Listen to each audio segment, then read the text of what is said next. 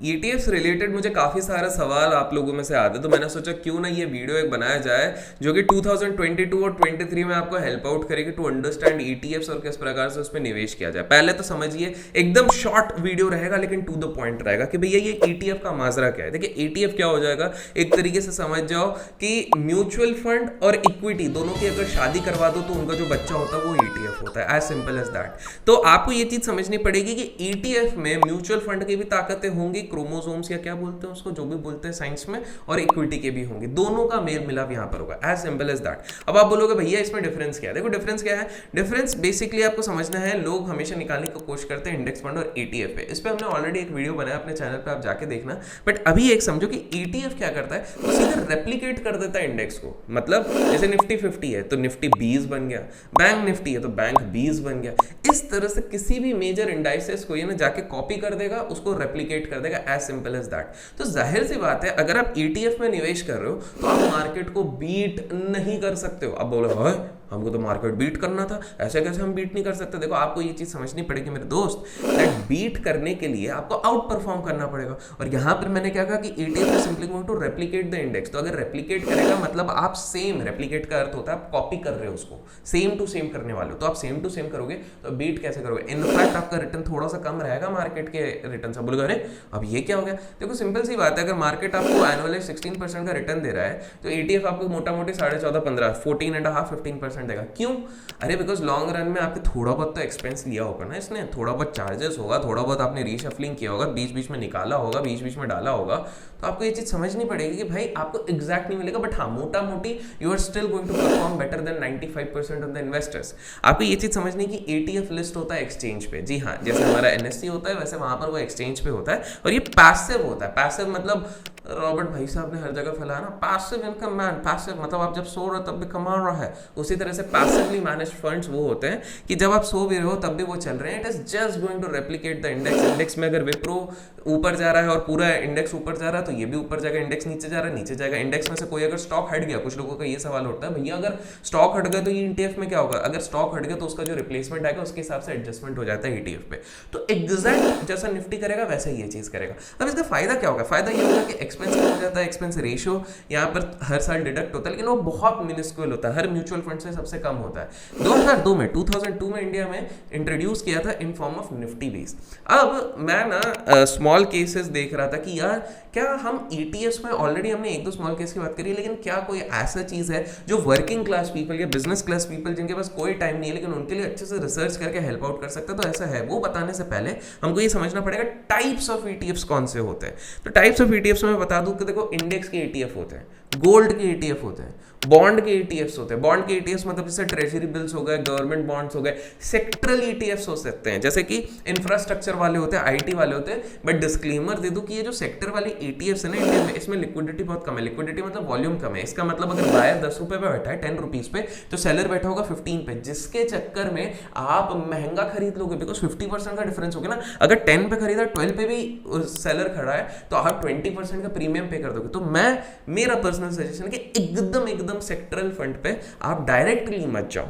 Next currency based है, जैसे USD INR के पेयर में क्या डिफरेंस आ रहा उसके बेसिस पे इन्वेस्टमेंट है। देन ग्लोबल ETFs है, जैसे फैंग जो बोलते हैं ना, कमेंट्स में बताना फैंग का फुल फॉर्म क्या है, जरा देखते हैं लोगों को याद है कि नहीं है। बिकॉज बहुत दिन से बहुत सारे लोग कोई भी ग्लोबल ये प्रमोट नहीं कर रहे, ब्रांड प्रमोट नहीं करते, मेरे को लग रहा है लोग भूल गए।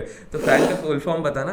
तो ग्लोबल, तो आप देख रहे हो किस तरह से उन सबके इंडेक्स होते हैं, उन सबको जो भी फॉलो करता है रेप्लिकेट करता है, उस बेसिस पे ये चीज आती है। अब आपको ये चीज समझनी पड़ेगी कि यार भैया चलो ETF तो समझ में आ गया, लेकिन ETF में कब डालें, क्यों डालें, किस तरह से वोलेटिलिटी को मैनेज करें, क्या करें, ये सारा बड़ा झंझट है। तो उसके लिए आपको right ETF small case help कर सकता है, जिसमें बहुत ही तगड़े 5 ETFs लिए गए हैं, जिसको समय समय पर जब इनके मैनेजर को लगता है वो रीबैलेंस करते हैं। सबसे बढ़िया सस्ता टिका हुआ है 2150 रुपीज का मस्त SIP लगाने का है। इस पे लो वोलेटिलिटी है, मतलब वोलेटिलिटी ज्यादा नहीं है। तो देखिए जब भी आप लो वोलेटिलिटी जाएंगे तो रिटर्न थोड़ा सा कम होगा, लेकिन ये आपको कंपेयर्ड टू अदर एसेट्स जब नीचे वाले मार्केट में बहुत गिरेंगे, ये अच्छा खासा आपको रिटर्न वहां पे देगा।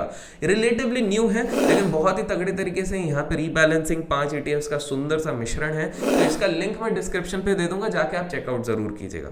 अब आपको समझना पड़ेगा कि किसी भी ETF में आप जब डालते हो तो वो दो चीजें कौन सी है जो आपको हमेशा ध्यान रखनी चाहिए, जो कोई भी ध्यान नहीं देता है। जैसे कि आपने ध्यान नहीं दिया कि इस वीडियो को लाइक करना है, अभी तक नहीं किया तो मेक श्योर कर दो। तो देखो पहली चीज है कि लोग ये ध्यान नहीं देते कि आपको स्कीम रिलेटेड डॉक्यूमेंट हमेशा पढ़नी चाहिए, एंड ऑफर प्रेजेंटेशन जो रहता है उसको प्रॉपरली पढ़ना चाहिए बिफोर इन्वेस्टिंग। ये दोनों चीजें बहुत लोग भूल जाते हैं। तो आपको ये चीज समझनी, ये आपको वेबसाइट्स में मिल जाएंगे। और एक चीज आपको समझना पड़ेगा कि सब ETF पे डालने का ना एक अच्छा समय होता है। फॉर एग्जाम्पल अगर आपको गोल्ड पे डालना है तो गोल्ड आप कब डाल सकते हो? ऐसा कहा जाता है कि एक इनवर्स रिलेशनशिप होता है between gold and stock market. तो स्टॉक मार्केट जब बहुत ऊपर जा रहा है, आपको बहुत टेंशन आ रही है, तो गोल्ड ETF में लगा दो। अगर आपको समझ में आ रहा है कि कोई इंडेक्स बहुत ज्यादा बीट एंड डाउन है, फॉर एग्जाम्पल 2020 नवंबर दिसंबर में अपने चैनल पे बोला था मेटल्स बहुत बढ़िया लग रहा है, आपको कुछ समझ में नहीं आ रहा, अगर कोई ETF इस सेक्टर को रेप्लिकेट करता था आप उसको लगा सकते हो। तो हमने ये भी कहा था कि स्मॉल कैप उस टाइम पे बीट एंड डाउन थे, जूनियर 20 जो थोड़े मिड कैप और इसका मिश्रण रहता उस पर आप लगा सकते हो। तो इस तरीके से आप सेक्टरल बेस भी लगा सकते हो, और कुछ समझ में नहीं आता तो भैया निफ्टी 20 लगा सकते हो, या फिर जैसे मैंने राइट ETF स्मॉल केस के बारे में बात किया, इस पे कर सकते हो। अब आपके दिमाग में एक और सवाल उठता है जो बहुत बार लोग कमेंट्स में पूछते हैं। देखो मैं चाहता हूँ यार ये शॉर्ट वीडियो में ना आपके दिमाग में जितने सवाल आते हैं ETF रिलेटेड वो भी मैं क्लियर कर दूँ। तो पहली चीज आप में से कुछ होता है, भैया किसी दिन लिक्विडिटी नहीं रही तो, वॉल्यूम नहीं रहा तो, मार्केट क्रैश हो गया, हम कैसा? आपको ये समझ में आ रहा है कि ETF पे ना जो वोलेटिलिटी होती है वो काफ़ी अच्छे तरीके से मैनेज होती है। वो इसलिए बिकॉज एक तो लास्ट कुछ सालों में 10x टाइप से ग्रोथ हो चुका है, प्लस जो एक्सचेंज होते हैं यहाँ पर प्री अपॉइंटेड पार्टिसिपेंट्स या फिर मिडिल मैन रहते हैं जो लिक्विडिटी बनाएंगे।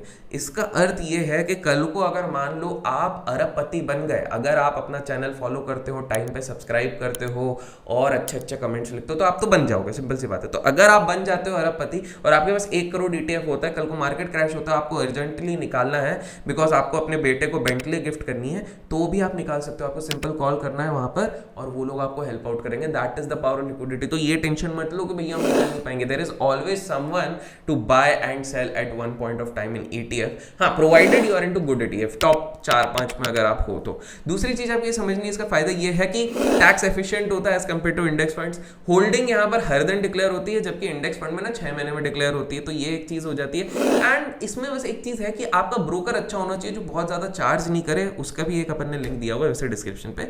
बिकॉज क्या होता है, जरूरी है कि आप जब रेगुलर बेसिस पे ETF हर महीने खरीदोगे तो ऐसा नहीं होना चाहिए कि आपका बहुत ज्यादा चार्ज लग जाए। तो ये सारी चीजें आपको ध्यान रखनी चाहिए। तो आशा करता हूँ आज के इस वीडियो से आप क्विकली ETF का पूरा माजरा भाई आपके दिमाग से क्लियर हो गया होगा। क्लियर हो गया तो कमेंट्स में बता देना। प्रयास पसंद आए तो लाइक और शेयर करना ना भूलिएगा, और डिस्क्रिप्शन में राइट ETF देखना ना भूलिएगा। Till then keep learning, keep growing, keep investing and keep trading.